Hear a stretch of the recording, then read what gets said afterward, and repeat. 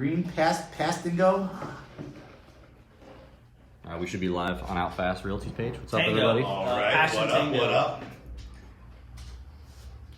Colin, make sure you go live, record Colin, recording you, recording crap. Colin. It's gonna be so trippy. Worlds are colliding. This is strange. The corner of first and first. I should have tagged Molly. Yeah, Molly's got her own Instagram too. Her Oh, yeah? Instagram's got like thousands of followers, dude. Like 9,000 followers. How many? Fuck out of Like here. 9,000. Damn, that's pretty freaking sweet. Dogs, man. Dogs are made in the shade. Yeah. The life of a dog. All right. Are we good? Test. I think we're good. How are we looking at? Is this recording? Are all the mics working good, you think? Yeah. Yeah? Everything's All right, good. cool. Yeah. Test. All right, yeah. Give us one more check on the mics. Low. All right, go around the room there, gentlemen. I can hear you're good. All right, check. Check. 1, 2, No. 1, 2. 1, 2, 1, 2. Yours is pretty low. 1, 2, 1, 2, 1, 2. Hello. Better. That's better. Hello. Okay. Check. Better. You're way louder though. I'm way loud. Check.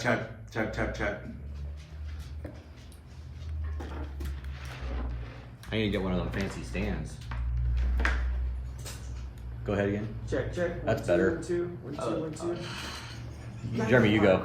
Well, they get all You're tangled good. up and shit. You're good. Check. You're good. One more time, Awesome. Mike.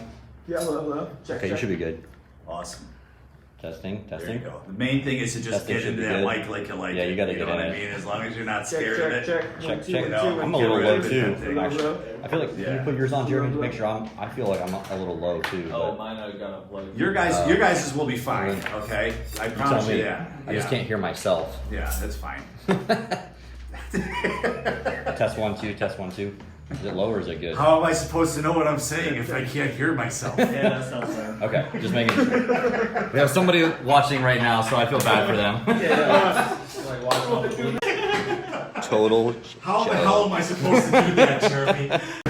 sign language. Yeah. Welcome to the signing podcast. All right, let's get this thing rolling, guys. All right. Hey, it's Eileen. She's watching. That's awesome. Creepy. Creepy. So Just gonna share it. creepy. Look at my leader. My fearless leader. All right, guys, let's roll. All right, welcome to another edition of the Out Fast podcast. Today we have a great. Oh, jeez. All right. Are we redoing that one already? Sorry. I gotta give a little something in there. Welcome to another. We gotta be like, woo-hoo, yeah, all right. Isn't that supposed to be after effects? Yeah. Where's my little soundboard, dude? Right? Oh, yeah. Architect. And when I was pursuing my license as an architect, they told me this process would be a lot easier than what it really was. It was like I had to do 7 tests. I take 7 really intense exams. And every article that I read about doing this process basically said, these things are easy. Everyone just passes these 7 exams in like 6 months and just bangs it out and makes this thing, and so I really had really bad, unrealistic expectations when the time came to start taking these tests. And so I ended up just, kind of falling just flat on my face throughout this entire process. And by the time I was done, it took me, long story short, it took me 4.5 years. I failed 4 exams. Wow. And it was just, I felt like I'd gone to hell and back with becoming a licensed architect. This is costing money every time, right? Yeah. Oh yeah. Yeah. A couple $100 a pop. And How much a pop? A couple $100 a pop. Oh, wow. Damn. And back then, when you failed the test, you had to wait 6 months. Now it's 60 days. But I had to wait 6 months if I had to retake any of these things. Wow. And so, Just enough time to forget all of it. yeah. So by the time I had the piece of paper, I realized that the profession of architecture was not helping create more licensed architects. It Okay. was just in some ways acting like a gatekeeper, and there was so much bad information out there.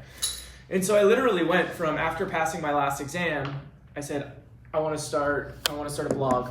I want to start a blog. I want to start writing. I needed a creative project because there's nothing creative about. I got into architecture because I'm highly creative. I like to make things. There's nothing creative about passing these tests, and so I needed some kind of an outlet. And so I started a blog at youngarchitect.com. Okay. And I started just talking about how I passed the tests, the books that I use, kind of my attitude and mindset around the whole process, and the project just took off like a freaking rocket. The blog just took off like a rocket. Really? I ended up writing a book. I said, you know what, let me just write a book. I wrote a little black book called How to Pass the Architect Exam. Okay. And I put that out there. People loved it. They bought it like crazy. Where'd you, when you say you put it out there, would you put it on Amazon or? Yeah, it was Create Space, which I think is no longer existing. But I wrote my own book. I self-published it. I put it on Amazon. Started selling it on the website. People loved it. And actually, I even recorded it as an audiobook as well. Oh, smart move. With, there's a lot of stuff you have to read, but this wasn't one of them. And what year was this? 2015. Okay. Oh, actually, no, it was 2014 I started the blog. In January 2014, I started the blog. And by spring of 2015, yeah, it was around then I got the book out. Okay. So people read the book, and what started to happen was people would reach out to me and say, hey, Mike, I want to hire you. I want you to coach me. I want you to be my mentor. I need you to be my tutor. I need your help with passing these tests.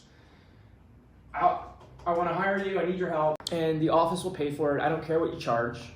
And I said, It's good. Wow, It's good. that's a good start. Start this conversation. yeah. But onto something here. But I said I don't want to do it. And the reason why was okay. because everything about becoming an architect, you're always with a group of people and there's a huge community and camaraderie about getting to this point in your career. And suddenly we're now at a point where you have a self-guided test with no deadlines for a group of people that are extremely deadline driven. Yeah. And I said, if you were to hire me one-on-one, it would just feed that problem. And so as more people kept asking, I eventually said, you know what? Let's treat the architect exam the same way we treated architecture school. Let's go through it together as a group. Okay. I'll create the syllabus, the schedule, the milestones, the deadlines. You guys go do all the work every week. And then let's come back together and see what we can learn, since we're all going after the same goal, kind of at the same pace. What can we learn from each other? I said, let's treat it like a design studio. That's how architecture is taught. Everyone's got the same project, they all do their work, and we come back together and see what we can learn from each other. And when I was in architecture school, I learned way more from the people I went to school with than I actually learned from the professors. Mm-hmm. And Really? Shocking. And so I said, let's just treat it like a design studio. And so I created this program called the ARE Bootcamp. I ran the first program back in September of 2015. And I've just been running right away this idea of let's just treat it like a design studio. It just works really well. So it's a 10-week group coaching program that really helps people get started with taking their tests. My goal is I say, I want to hold your hand for 10 weeks. I want to show you how I study for the architect exam. And after it's over, you don't need to keep paying me to pass these tests, but I want to really empower you to figure out how you're going to teach this information to yourself rather than having me teach it to you. Mm-hmm.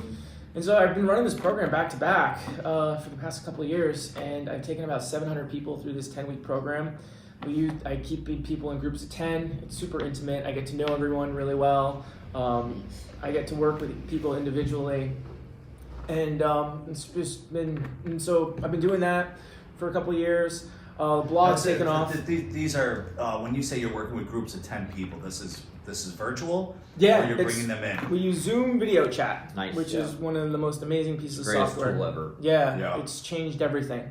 And so I got people all over the country studying together. So they meet with me once a week, and in between that weekly meeting with me, they get on Zoom with each other and they start studying together. That's a cool I like this.